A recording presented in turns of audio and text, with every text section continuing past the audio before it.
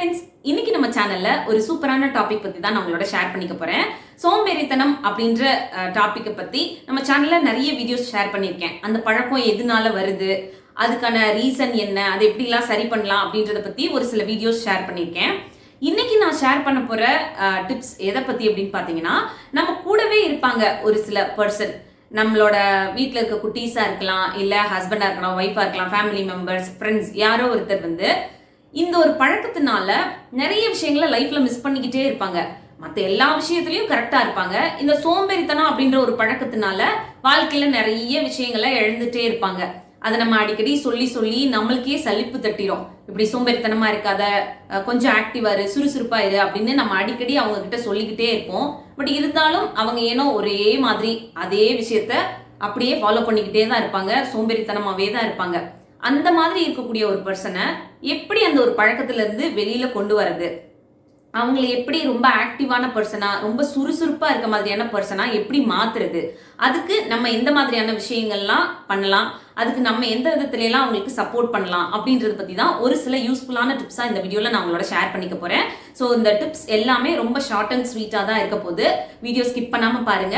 வாங்க வீடியோக்குள்ள போலாம். Welcome to me and my life. நாங்க பிரியா. வீடியோக்குள்ள போறதுக்கு முன்னாடி ஒரு சின்ன ரிக்வெஸ்ட், நீங்க இந்த வீடியோ பார்த்துட்டு இருக்கும் போதோ இல்ல பார்த்து முடிக்கும் போதோ இதுல இருக்க கண்டென்ட் உங்களுக்கு பிடிச்சிருந்ததுன்னா மறக்காம வீடியோ கீழே இருக்க லைக் பட்டனை கிளிக் பண்ணிக்கோங்க. அப்படி நீங்க கொடுக்க போற அந்த குட்டி குட்டி லைக்ஸ் எல்லாமே இன்னும் நல்ல நல்ல கண்டென்ட்ல நான் உங்களோட ஷேர் பண்ணிக்கிறதுக்கு எனக்கு கொஞ்சம் மோட்டிவேட்டிங்கா இருக்கும். ஃபர்ஸ்ட் டிப், உங்க கூட ஒரு சோம்பேறித்தனமான பர்சன் இருக்காங்கன்னு வச்சுக்கலாம், ஃபேமிலி மெம்பர்ஸோ இல்ல ஃப்ரெண்ட்ஸோ. அவங்கள அடிக்கடி நீ ரொம்ப சோம்பேறி, உன்னால ஒரு விஷயமும் ஒழுங்கா பண்ண முடியாது, நீ ரொம்ப சோம்பேறித்தனமான ஒரு ஆளு, எப்பவுமே நீ இப்படிதான் இருக்க அப்படின்னு சொல்லி அடிக்கடி அவங்கள சோம்பேறி சோம்பேறின்னு மென்ஷன் பண்ணிக்கிட்டே இருக்காதீங்க.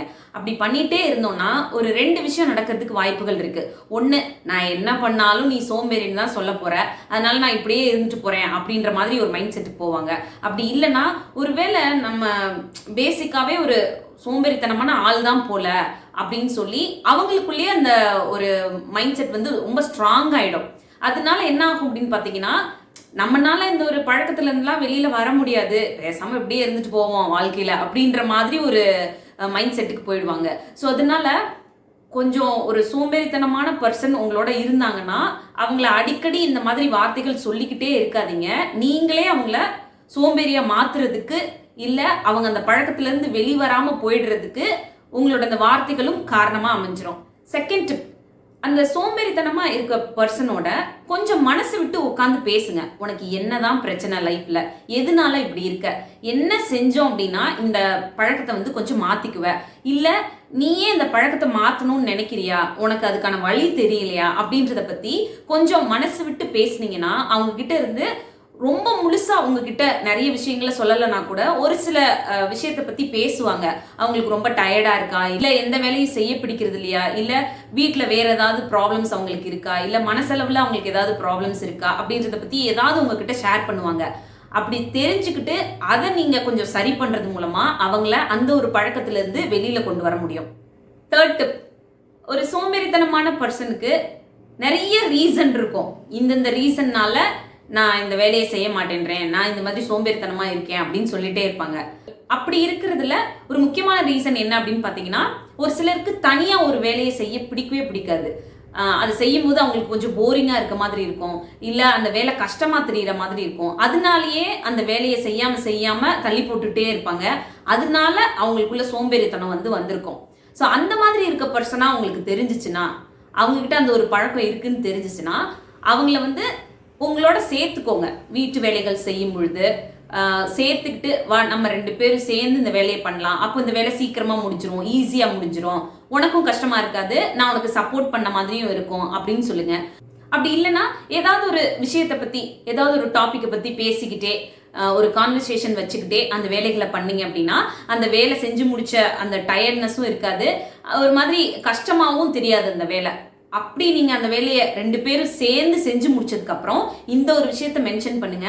பாத்தியா, எவ்வளோ சீக்கிரமா அந்த வேலையை செஞ்சு முடிச்சிட்டோம், இப்போ உனக்கு ரொம்ப பெருசா டயர்டாலாம் இல்லைல்ல, இந்த மாதிரி உன்னோட வேலைகளை ஈஸியாக்குறதுக்கு உனக்கு என்ன சப்போர்ட் என்கிட்ட இருந்து வேணுமோ அந்த மாதிரி எடுத்துக்கோ. சில வேலைகளை நம்ம ரெண்டு பேரும் சேர்ந்தே பண்ணலாம், சேர்ந்தே ஒரு சில வேலைகளை செய்யும் பொழுது ரொம்ப ஈஸியா முடிஞ்சிரும் அப்படின்ற மாதிரி கொஞ்சம் கொஞ்சமா இந்த ஒரு பழக்கத்தை அவங்களுக்குள்ள கொண்டு போங்க. இப்படி நீங்க கொண்டு போகும் பொழுது அவங்களா அந்த வேலைகளை உங்களோட சேர்ந்து சேர்ந்து பண்ணும் பொழுது ஒரு டைம் பீரியட்ல அவங்களே தன்னோட வேலைகளை தானே பண்ற அளவுக்கு அவங்கள வந்து இம்ப்ரூவ் பண்ணிக்குவாங்க. 4th டிப், ஒரு லேசி பர்சனை நீங்க கொஞ்சம் சேஞ்ச் பண்ணணும்னு சொல்லி அவங்க கிட்ட ஒரு சில வேலைகள்லாம் கொடுத்து அவங்கள பண்ண வைக்கலாம் அப்படின்னு முயற்சி பண்றீங்கன்னு வச்சுக்கலாம். நான் இத்தனை நாள் அவங்க கூட சேர்ந்து பண்ணேன், இப்போ இந்த வேலைகளை நீயே கொஞ்சம் தனியா பண்ணு அப்படின்னு சொல்லி அவங்க கிட்ட ஒரு சில வேலைகளை கொடுக்குறீங்க அப்படின்னு வச்சுக்கலாம். அப்படி கொடுக்கும் பொழுது அப்படியே கொடுத்துட்டு அவங்க பார்த்துக்கிட்டோம் அப்படின்னு சொல்லிட்டு போயிடாம அவங்க கூட இருந்து அந்த வேலையை எப்படி பண்ணா கொஞ்சம் ஈஸியா இருக்கும், அந்த வேலைகளை எப்படி டயர்டு இல்லாம பண்ணலாம், உனக்கு கொஞ்சம் இடையில கேப்ல ரெஸ்ட் எடுத்துக்கணும்னு நினைக்கிற அப்படின்னா அப்படி கூட எடுத்துக்கிட்டு பண்ணு அப்படின்ற மாதிரி அந்த வேலையை எப்படி பண்றது அப்படின்றத பத்தி அவங்களுக்கு புரியுற மாதிரி ஒரு விஷயத்த அவங்களுக்கு சொல்லுங்க. அப்படி சொல்லிட்டு அவங்க கையில அந்த வேலையை ஒப்படைச்சிட்டு போனீங்கன்னா அவங்களே அந்த வேலையை அழகா செஞ்சு முடிச்சிருவாங்க. அப்படி இல்லாம அதை பத்தி எதுவுமே நீங்க பெருசா சொல்லிக்காம இந்த வேலையை முடிச்சிரு அப்படின்னு சொல்லிட்டு நீங்க போயிட்டீங்கன்னா அதை எப்படி செய்யறதுன்னு தெரியாம ஒரு குழப்பத்திலயோ ஒரு கிளாரிட்டி இல்லாதனாலயோ அந்த வேலையை அப்படியே செய்யாம போட்டுடுவாங்க, இல்ல அந்த வேலையை அப்புறமா செஞ்சுக்கலான்ற மாதிரி தள்ளி போட்டுருவாங்க. அப்போ நமக்கு திரும்ப அதை பார்க்கும்போது கோவம் வரும், அதுக்கு ஒரு ஆர்குமெண்ட்ஸ், அதுக்கு ஒரு சண்டை அப்படின்ற மாதிரி வரும். ஸோ அதனால ஒரு வேலையை ஒப்படைக்கும் போது தெளிவா அதை பத்தின விஷயத்த அவங்க கிட்ட சொல்லி ஒப்படைச்சீங்கன்னா கண்டிப்பா அந்த வேலைகளை அவங்க கொஞ்சம் கொஞ்சமா பேபி ஸ்டெப் வச்சு கத்துக்க ஆரம்பிச்சிருவாங்க. லேசினஸ் அப்படின்ற பழக்கத்துல இருந்து கொஞ்சம் கொஞ்சமா வெளியில வரவும் ஸ்டார்ட் பண்ணிடுவாங்க. 5th டிப், ஒருவேளை அவங்க பிசிக்கலி ரொம்ப வீக்கா இருக்காங்க, அவங்கனால வேலைகளை பண்றதுக்கு பிசிக்கலா முடிய மாட்டேங்குது, அதனாலதான் அப்படி அவங்க இருக்காங்க, ரொம்ப சோம்பேறித்தனமா இருக்காங்க அப்படின்னு உங்களுக்கு தெரிஞ்சதுன்னா அவங்களுக்கு கொஞ்சம் ஹெல்தியான விஷயங்களை கொடுக்க ஆரம்பிங்க. சாப்பாடு வந்து கொஞ்சம் ஹெல்தியா இருக்க மாதிரி பார்த்துக்கோங்க. அவங்களை கொஞ்சம் ஆக்டிவா வச்சுக்கிறதுக்கு எந்த விஷயங்கள்லாம் பண்ணலாம் அப்படின்றத கொஞ்சம் கொஞ்சமா அவங்களுக்கு சொல்லி கொடுங்க. பிசிக்கலி அவங்க கொஞ்சம் ஆக்டிவா ஆயிட்டாங்கனாலே அவங்களோட வேலைகளை அவங்களே பார்த்துக்க ஆரம்பிச்சிருவாங்க. அப்போ இந்த சோம்பேறித்தனம் அப்படின்றது அவங்களுக்குள்ள வராது. ஸோ இந்த ஒரு விஷயத்தையும் கொஞ்சம் சரி பண்றது மூலமா இந்த மாதிரி லேசினஸ் அப்படின்ற ஒரு விஷயம் யாருக்குள்ளயாவது இருந்துச்சுன்னா அதை சரி பண்ண முடியும்.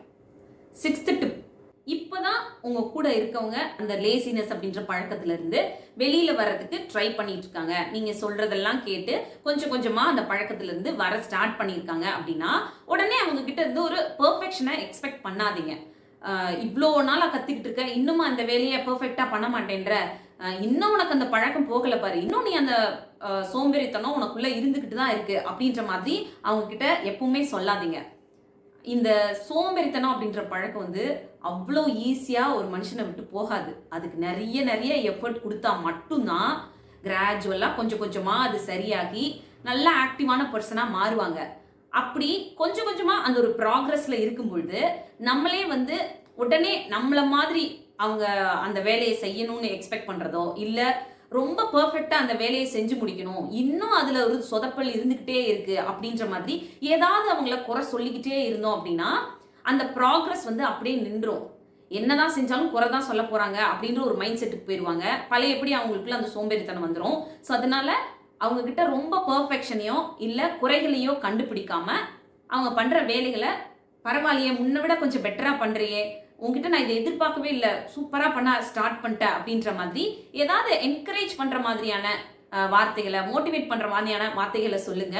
அவங்களே அவங்கள இன்னுமே பெட்டரா இம்ப்ரூவ் பண்ணிக்கிறதுக்கு இந்த ஒரு விஷயம் ஹெல்ப் பண்ணும். ஸோ அவ்வளோதான், இந்த வீடியோ இதோட முடியுது. இன்னொரு யூஸ்ஃபுல்லான வீடியோட நான் உங்களை மீட் பண்றேன். இந்த வீடியோ பிடிச்சிருந்தா மறக்காம லைக் பண்ணுங்க. இன்னும் நம்ம சேனலை சப்ஸ்கிரைப் பண்ணலன்னா ப்ளீஸ் சப்ஸ்கிரைப் பண்ணிக்கோங்க. தேங்க்யூ.